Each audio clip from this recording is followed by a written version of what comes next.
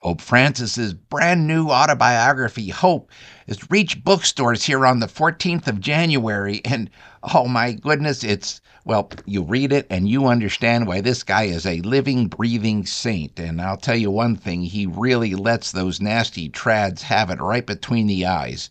I'm going to tell you all about it because I'm Popesplainer Pete. And oh boy, this is my show. Okay. I'm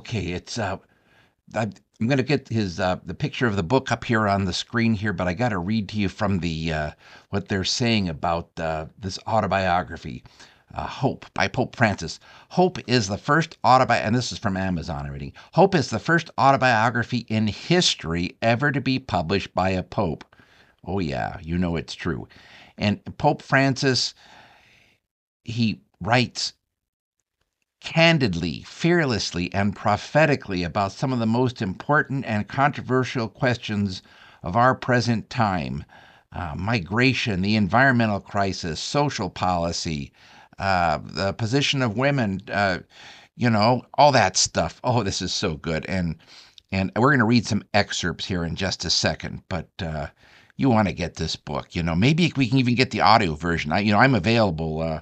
Who the publishers are, I got to check that out, but I would be available to narrate the audio version. I surely would.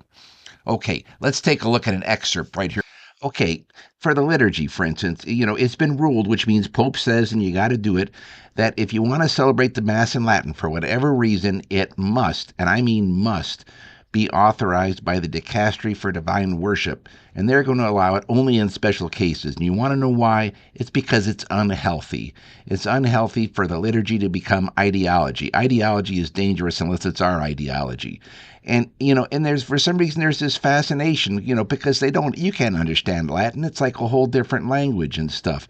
And why young people are after that, I don't know, but it's rigid. And Pope says, and he knows it's rigid. And they want fancy things to wear, like lace and rochets. I don't know what a rochet is, but I mean it's got to be rigid, and it's not a return to the sacred. It's quite the opposite. This is just plain old worldliness, and we've had enough of that. We want stuff that's important and good.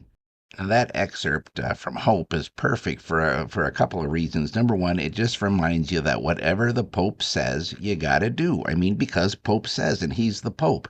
Now, I know sometimes what the Pope says, doesn't seem to make sense, or maybe even seems nuts, or goes against what church teaching was prior to the Second Vatican Council, and none of that matters because the Pope says, and if the Pope says, you got to do it.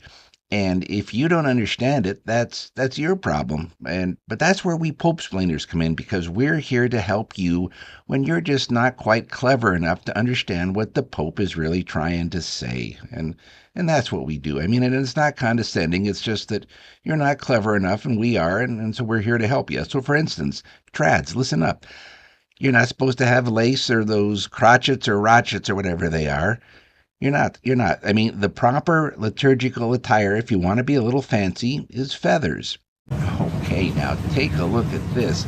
This is what you call synodality in action.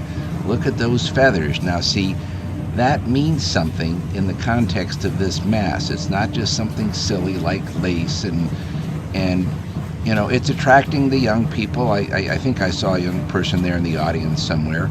And also notice a lot of them are wearing masks, which is also liturgically correct, in these difficult times. But yeah, now that's how you're supposed to worship. That's Vatican II, that's synodality, and enough of this TLM stuff. You can't do it. That's just lovely. I hope we get one of those masses at our local parish. I mean, that would help inform our mass, and we would help inform theirs, and we just grow in liturgical richness. That's great. Well, hey, that's the show, and I do encourage you to read that book, the autobiography, Hope by the Pope, and we're going to have some more shows coming up. I'm working on a music video, and I'm even thinking about interviewing one of the major proponents of the Mayan Mass. He was in the forefront of developing it, and very synodal. So anyway, keep watching and keep being synodal, my friends. See you later.